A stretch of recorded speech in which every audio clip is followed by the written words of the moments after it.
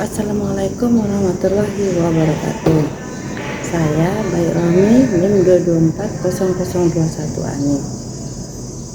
1. Kepemimpinan dalam birokrasi publik di Indonesia saat ini berada di persimpangan jalan antara struktur administratif tradisional yang kaku dan tuntutan transformasi digital menuju Indonesia Emas 2045. Kepemimpinan tidak lagi sekedar seorang komando, melainkan tentang kemampuan beradaptasi terhadap perubahan yang cepat. Realitasnya, kepemimpinan birokrasi saat ini struktur hierarki yang kuat, artinya kepemimpinan masih sangat dipengaruhi oleh rantai komando formal dan aturan prosedur yang ketat untuk menjaga ketertiban operasional. Transisi menuju digital governance. Pada periode 2025 sampai 2029,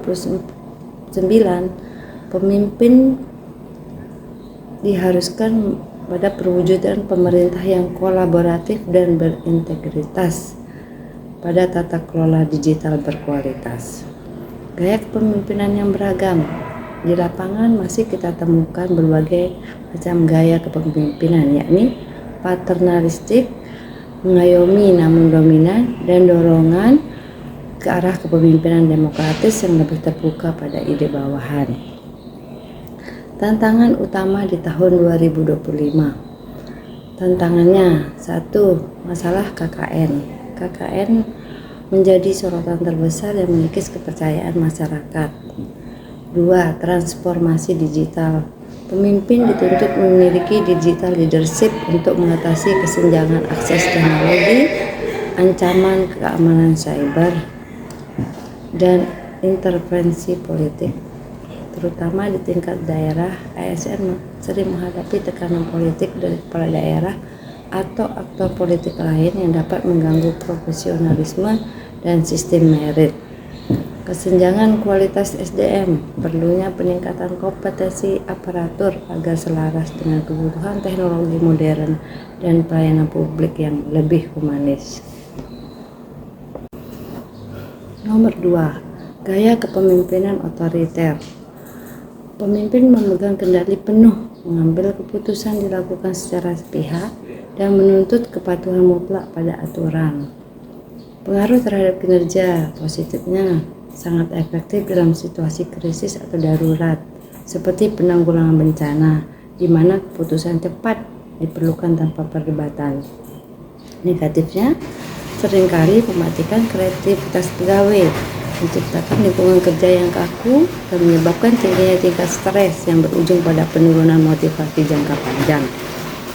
Gaya kepemimpinan demokratis, yakni pemimpin melibatkan bawahan dalam proses pengambilan keputusan, memberikan ruang untuk diskusi, namun keputusan akhir tetap berada di tanggung jawab pemimpin. Pengaruh terhadap kinerja. Positifnya, meningkatkan rasa memiliki sense of belonging.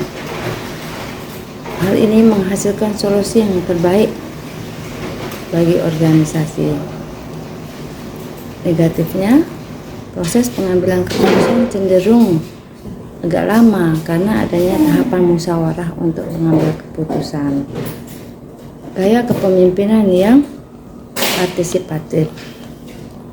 Gaya kepemimpinan ini lebih dalam dari demokratis. Pemimpin memposisikan diri sebagai fasilitator yang mendorong kolaborasi aktif dan pemberdayaan penuh bagi seluruh anggota organisasi untuk berkontribusi. Pengaruh terhadap kinerja. Positifnya, sangat relevan dengan tuntutan digital governance 2025. Kepemimpinan ini mendorong inovasi pelayanan publik yang lincah, meningkatkan komitmen moral dan sangat efektif dalam organisasi yang berbasis keahlian atau profesionalitas tinggi. Negatifnya, jika tidak dikelola dengan baik, dapat menyebabkan hilangnya arah atau otoritas pemimpin jika anggota tim tidak memiliki kompetensi yang cukup untuk berpartisipasi secara berkualitas. Ketiga, pemimpin wanita menurut saya boleh-boleh saja kita dipimpin oleh seorang wanita, bukan karena persoalan gender, melainkan kompetensi yang dimiliki oleh perempuan-perempuan sekarang untuk memimpin suatu perusahaan atau tempat bekerja. Jadinya kalau dia punya kemampuan, ya boleh-boleh saja. Terus kelebihannya, satu, ada kecerdasan emosional atau IQ yang tinggi. Wanita cenderung lebih empati dan memiliki keterampilan mendengarkan yang baik, sehingga sangat krusial dalam birokrasi publik untuk memahami kebutuhan masyarakat yang heterogen. 2. Gaya kepemimpinan transformasional. Pemimpin wanita cenderung partisipatif yang memotivasi bawahan melalui dukungan, bukan sekedar perintah. Dan yang ketiga itu manajemen konflik yang persuasif, artinya kecenderungan untuk berkolaborasi daripada konfrontasi langsung. Sedangkan kekurangannya kalau pemimpin perempuan itu bebannya ganda. Beban ganda artinya tantangan terbesar adalah ekspektasi sosial di mana wanita tetap memegang peran utama dalam rumah tangga. Ini seringkali dianggap dapat memecah fokus dalam mengambil keputusan strategi yang mendesak. Persepsi emosionalitas, artinya keputusan itu kadang-kadang dipengaruhi oleh perasaan dalam mengambil keputusan teknis, dan kadang-kadang perempuan tidak bisa tegas dalam mengambil keputusan. Yang ketiga ada hambatan-hambatan struktur sosial, artinya di mana sebagian wilayah itu perempuan itu tidak boleh memimpin dalam satu wilayah dan mereka harus dipimpin oleh laki-laki. 4. Jika saya menjadi seorang pemimpin, apa yang harus saya lakukan untuk negara kita menyangkut masalah-masalah seperti 1. Korupsi. Kalau korupsi, saya akan memulai dengan diri saya sendiri. Contohnya bagaimana saya melaporkan harta kekayaan saya dari awal sampai saya menjabat sebagai pemimpin itu, dan melaporkan berapa jumlah kekayaan saya. Dan kedua, kalau terbukti bawahan saya korupsi, saya akan menindak tegas dengan memberikan sanksi-sanksi yang tepat. Dan saya akan menerapkan sistem audit yang bagus supaya mudah diaudit semua bentuk korupsi. Jadinya semua akan berjalan lebih bagus. Nah, kalau untuk pendidikan, mungkin saya akan menerapkan pemberian beasiswa besar-besaran untuk bidang sains, teknologi, ekonomi, dan untuk mencapai target Indonesia Emas di tahun 2045. Kedua, saya akan memberikan standarisasi guru nasional, artinya semua guru saya akan meningkatkan kesejahteraannya. Saya akan barengi dengan kompetensi yang ketat untuk dilakukan penilaian.